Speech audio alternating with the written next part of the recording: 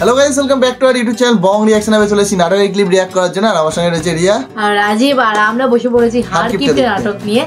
একদম হারকিপ্টে এখন আলাদাই মজা, কারণ হারকিপ্টে মিস করা যাবে এখন মিস করা যাবে না, একদম মিস করা যাবে না।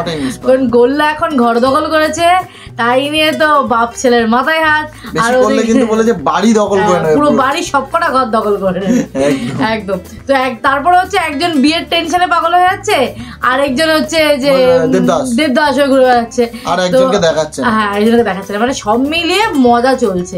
তো ওই জন্য মজা মিস করা যাবে না। আর তোমাদেরকেও রিকোয়েস্ট করছি, মজাটা কিন্তু মিস করো না।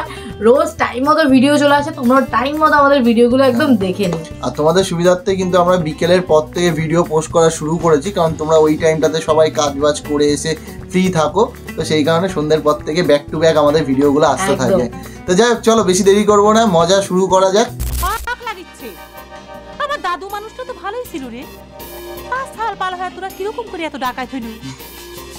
আমার কি মনে হয় বাবা জানো, ওই পারে গেছে, ওই পারে যায় নষ্ট হয়ে গেছে।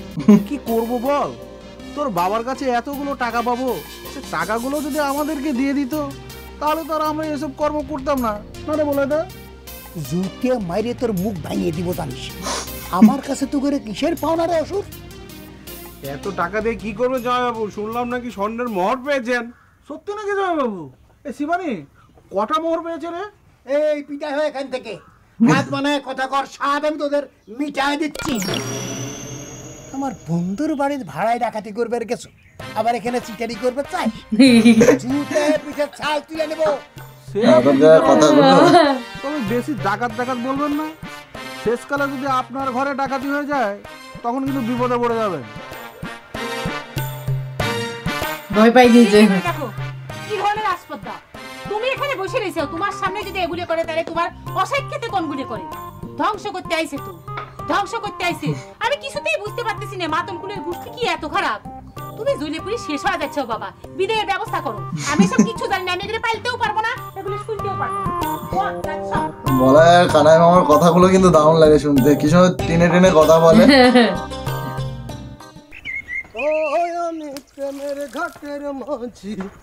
কি আর নাম? মিলন। কি আসছে ওই দিক দিয়ে?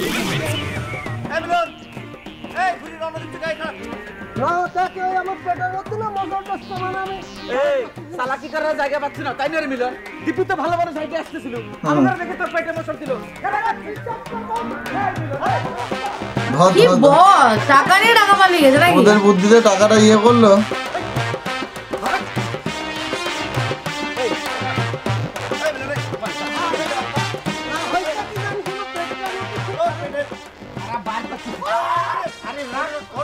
হিসাব কিতাব করে যায় এই কি মারা জায়গা বাবা না দৌড় দিছিস কে? আল্লাহ আমি সহ্য করতে পারি। আরে শোন হিসাব কিতাব করে নে। আর এই তো বিছনায় পড়ে গেছে মনে হচ্ছে। আব্বা, আম্মা যে কথা কইলো সেটা কি ঠিক আব্বা? গুল্লা কেস করলি পরে কি আপনি তাকে জমি দিতে বাধ্য? তোর মা কি গুল্লার কাছে সাক্ষী হবে নাকি? তাকে জিজ্ঞেস করে কাকে ওর। সে কথা তো জিজ্ঞেস না করে কয়া দেওয়া যায় আব্বা। আব্বা, আপনি এক কাম করেন, আপনি থানায় যায় গুল্লার নামে ডাকাতির মামলা করে দেন। থানায় যাওয়ার মতন এক ফুটা শক্তি আমার নাই রে শক্তি নেই। আমি আর সোজা হয়ে খাওয়াবার পারবো না। আব্বা আব্বা আব্বা আব্বা আব্বা আব্বা আব্বা আব্বা আব্বা আব্বা ভেঙে পড়বেন না তো।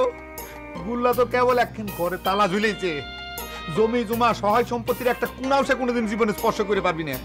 আপনি খালি আপনার 2 কুলাঙ্কার ছাওয়াল আছে না, সেই 2 ছাওয়ালের আমার লিডারশিপ আসবে কোন দেখেন আমি কি করি। আব্বার শরীরের অবস্থা কেমন? আপনার জন্য যে আমলের সুবিধা হয় আব্বার সেরমই আছে দিলে ভাই। কথাগুলো কিন্তু এই বয়সে ছাওয়াল পালের সাথে আপনার উত্তেজিত হওয়া ঠিক না। তুমি এতক্ষণে আইসা আমাকে উপদেশ দিচ্ছ, যখন তোমার ওই ছাওয়াল পালের আমার জমি দখল করে নিল তখন তোমার উপদেশ কানেছে। আব্বা, আপনি তো সবই জানেন, এটা তো উপদেশ দেওয়ার কোনো বিষয় না। তাছাড়া আইন মতে গুল্লার দাবি তো আপনি অস্বীকার করবার পারেন। গুল্লার উকিল হয় সেই কথা আমার কবার আছো না আব্বা, আমি গুল্লার পক্ষ নিয়ে কোনো কথা করছি না, আপনার পক্ষেই করছি। এসব ঝগড়া ফেসাদ না করে 10-এর জায়গায় 1 দিয়ে মিল করে ফেলেনই ভালো। সকলেই তাই করে। দুলে ভাই খুব রাজনীতি শিখে গেছেন তাই না? আমরা রাজনীতি বুঝতে পারি না মনে করেছেন? দূর সাগা, তুই এর মধ্যে আবার রাজনীতি দেখলি বলে? রাজনীতি করে দেখলেন, সব রাস্তা আপনি ক্লিয়ার করতেছেন তাই না? ও আব্বা গুল্লার নামে যেই সম্পত্তি লিখে দিবি সাথে সাথে আপনি বুবুক সামনে করে নিয়ে এসে এই বাড়িতে হাজির করবেন যাতে বুবু সম্পত্তিটা আপনি লিখে দেয়। অত সোজা না। আব্বা কারো নামে 1 ফুটা সম্পত্তি কোনোদিন জীবনে লিখে দিবি না। কি মনে করেছেন আব্বা গুল্লার আম্মা বহুত আগে তেজ জমন করে দিতে? এই কথা আপনার কানে যায় নাই? হ্যাঁ, আপনারা কি পাইছেন নাকি? সবাই সম্পত্তি গাছ করার জন্য বুঝে মেরে চলে গেছে। দুলাভাই কানেই নিল না কথা। তার বাতাসের কেউ কোনো চেষ্টা করে না। আব্বা আজ বাতা কাল পড়ে যাবি। এই সম্পত্তির সঙ্গে সঙ্গে আপনার শরীরটা কিরম হয়ে গেছে। কারো মনে মায়া দেয় নাই। আমার নিজের মা। হ্যাঁ, কত বড় মায়া দেওয়া আছে সেটা বোঝা যাচ্ছে। সম্পত্তির জন্য এরকম করছে। বড় তো সম্পত্তির জন্য করছে, 5 বিঘের জায়গায় 6 বিঘে চাই। এই বেটা এই তোরা কিন্তু প্রকৃতির উপর অত্যাচার শুরু করে দিছিস না মুকুল মজনু? তাই না? আমি কষ্ট আমার পেটের মধ্যে মোচড় দিচ্ছে ওরে।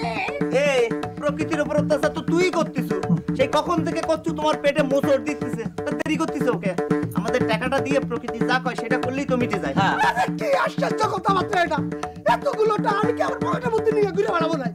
টাকাগুলো নিয়ে তো ব্যাংকের মধ্যে ঢুকাই দিছি। ব্যাংকে ঢুকাই দিছো মানে? দেখ মিলন, আমাকে সাথে অন্তত সেটারি করার চেষ্টা করিস না। দেখ ভাই, বিশ্বাস কর আমি তোকে সাথে কোনো রকম সেটারি বাটবারি করতেছি না। টাকা আমি সত্যের কাছে রেখে দিছি। সত্যের কাছে টাকা আমার কাছে ব্যাংকের কাছে কোনো অংশ কম।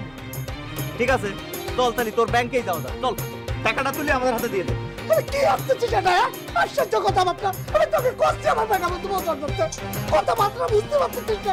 আসল সর্দি তোকে নিয়ে যাবে না। সর্দির কাছে সর্দি কিনি তোকে দেখলি রাগ করবে না। এই সিলা করতেছিস তাই না রে মিলন? তোকে বলছি টাকাটা ফরাত কিপটে ফেরত না দিলে সমস্যা হচ্ছে।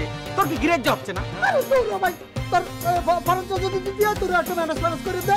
আমি গোল্লাতে আসুক তার সাথে কথাবার্তা কয়ে যা একটা কিছু করে দে। এই গোল্লার সাথে কথা বলা লাগবে কেন? তোর কাছে টাকা যাচ্ছে, তুই টাকা দে। টাকা চাইলে একবার একটা হাইকোর্ট দেখাচ্ছে তাই না? এ বলতো এই সার্চ করতো কি আছে? তোরা কিন্তু বেইমানি করতেছিস মুকুল মাত্র। ব্যাপারে কি আছে? এটা কিন্তু ডাকাতির মধ্যে চলে যাচ্ছে। ডাকাতি দেখিস তুই রুমাল?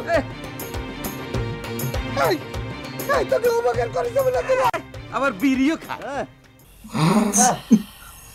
কি তোর কি হয়েছে? সমস্যা কি? তুই এই সময় আমাকে এত বড় একটা আশা দিয়ে মধ্য রাস্তায় ভেঙে দিলি কিসের জন্য? এখন আমি চুমকির কাছে মুখ দেখাবো কেমন করি? আশা দিয়ে মধ্য রাস্তায় ভাঙ্গে দিলাম মানে বুঝলাম না তো।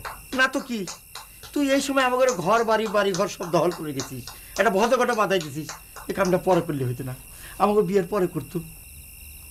তুই তো আসলেই বলত। এখন তো আমার মনে হইতেছে যে তোর বিয়ের বয়সই হয় নাই। হয়, আমি তো বলদি আর তুই বিরাট বড় বুদ্ধিমান। এই জন্য তো আমাকে গাছে তুলে দিয়া মই টানির বের পারতেছ। রাজনীতি বোঝো রাজনীতি। আমার রাজনীতি বোঝা লাগবি না। তোর কথা নাইছে আমি আছে সেই কথা তার বাপের কাছে কইছে, সবকিছু ফাইনাল হয়ে গেছে। এখন আমি চুমকিরে কি কব আর চুমকি বা তার বাপের কি কবি? হন মাথা খোলা লেগে সব মানুষেরই একটু একটু রাজনীতি জানা লাগে। তুই যদি রাজনীতিটা জানতি তাই আমার আর ভাঙ্গে কওয়া লাগতো না। আমি যে জিনিসটা করতে আছি এটা তোকে ভালো লেগেই করতে আছি। যে কোনো ঘটনার থেকে দৃষ্টি অন্যদিকে সরানোর জন্য একটা আলগা ইস্যু তৈরি করতে হবে।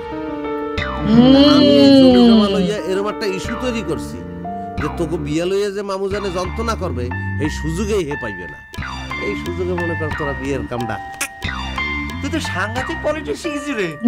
এবার খুব খুশি, এবার রাগ করে বসে আছে। এবার খুব খুশি। মনে করিস না ভাই? হ্যাঁ, মিলন এইবার রাখবে নাকি? তোকে ভাবির কথা মতো আমি কিন্তু সব মাফ করে দিছি। এখন আমার টেকাটা ভালোই দিয়ে দে ভাই। আচ্ছা তুমি কি শুরু করেছো কদি? সেই সময় একই কথা ঘ্যানর করতেছো কি? প্রথমবার কথাটা বলার পরই তো টাকাটা যদি ফেরত দিয়ে দিতি তাহলে তো বারবার ওকে এই কথাটা বলতে হয় না রে মিলন। হ্যাঁ, টাকা নেই যে পিটে দেবে, টাকাটা দিচ্ছে না কেন? আমার খরচ তার মধ্যে মার ঠেলে দিচ্ছ কি? ব্যাপারটা আমাকে বুঝতে। কথা বললে কি করবি তুই? মানুষের কাছ থেকে সিটারি করে টাকা মেরে খাবি, টাকা চাইলে ফেরত দিবি না। তুই পেয়েছিস কি রে মিলন? হ্যাঁ, ওরে বাবা রে, হায়ারে মাস্তানি খেলতে খেলতে দেখতে অভ্যাস হয়ে গেছে। আরে হায়ার করে আনিছো না কথাবার্তা ভালো করে বল মিলন, না হলে কিন্তু একটা চট দিয়ে তোকে সিটকে দিয়ে দেবো। হ্যাঁ সব দিবা তোর সব দিনে ডাক দি তার সামনে আবার একটা ডাক দে, দেখি তো সত্যি আমার কি বলে। বেঁধেছেন মামা তোর দরকার নেই মামা, আমি ওর সাথে আপোষ করবে রাইছি। এমিলো তুই আমার টাকাটা দিয়ে দে ভাই, আমি চলে যাই। আমার কাছে থাকলে বউ তো আগেই দিয়ে দিই। তোর কাছে টাকা নেই মানে? দেখ টাকা কার কাছে তাহলে? ওরা বলবো ওদের কাছে টাকা আছে। ওরে হরাদা, বিশ্বাস করো আমি তোমার সাথে কোনো রকম কায়দা কানুন করতেছি না। আমি তো তোমার টাকাটা দিয়ে তুমি এক পায়ে খাড়াইছি। আমি মজনু আর মুকু করে টাকাটা কেটে দেবো। আমি কি জোর করে কিনে নিয়েছে। সর্বনাশ হয়েছে রে মিলন। ও মামা, এই টাকা আমি এখন উদ্ধার করবো কেমবা করে? এই জীবনেও তো এই টাকা উদ্ধার হবি না মামা। তোকে আমি কি ক্ষতি করে দিলাম রে মিলন? তোরা আমাকে এত বড় শাস্তি। মিলনটা খুব বড়। আমার মিথ্যা কথা বলছে এখানে, ওখানে এক কথা বলে এখানে এক কথা বলে। গুল্লার জায়গায় আমি থাকলে সেই নিয়ে বাঁচাতাম না ওকে, মাত্র ভালো করতো। আমি এই শোক বলবো কেমবা করে? 1000 টাকা রে মিলন। দিলে ভাই, তাহলে পরে আপনি কাল সকালে বাড়ি চলে যান, যাই বুবুর সাথে আলাপ আলোচনা করে আমাকে খবর দিলে আমরা রওনা দেবো। আমার মনে হয় তার কোনো দরকার হবি না রে। তোরা তোকে সুবিধে মতো যে কোনো দিন আসবে পারিস, তোর বুবু খুশি হবি। গোল্লা কি কইস, তাহলে কবে যাব? আমি অবশ্য অন্য চিন্তা করতে আছি। আমার মনে হয় এখন তোর দূরে যাইয়ে বিয়ে করাটা ঠিক হইবে না। তুই লোকাল কাজের দ্বারা যাইয়ে বিয়ে টিয়ে করিয়া বাড়িতে নিয়ে বউটা এইবারই তোর বাসন করে। এসব কি কথা করছিস গোল্লা? তোর কি মাথাটা খারাপ হয়ে গেছে নাকি? আমি যা কথা বলি সেটা সজ্ঞানে সুস্থ মস্তিষ্ক। এটা কি সম্ভব? আব্বা তো বাড়ি চুপচাপ দিবি না? গুল্লা বলে দিয়েছে মানে সবই সম্ভব। দুলাভাই কি ঘরে উঠতে দেবে কি দেবে না সেটাও তো চিন্তা করার কোনো দরকার নেই। তুই উঠবি আমার ঘরে, এই ঘরে তোর বাসর ঘর হইবে। অবশ্য এই ঘরে তোকে বাসর ঘর করতে দিলে আমার আর নহরের তো একটু সমস্যা হয়ে যাবে। আমরা কই দিব সেটা চিন্তা করে বাইর করতে হবে। না রে গোল্লা, এটা ভেজাল বাজারের দরকার নাই। আমাদের বিয়েটা ওই বুবুর বাড়িতে যাই করি। এই শুভ কামে যুদ্ধ বিগ্রহের কি দরকার? বড় ভাই, গোল্লা ঠিক কথাই কইছে। তোর একটা কথা বলি, মনোযোগ করে শোন।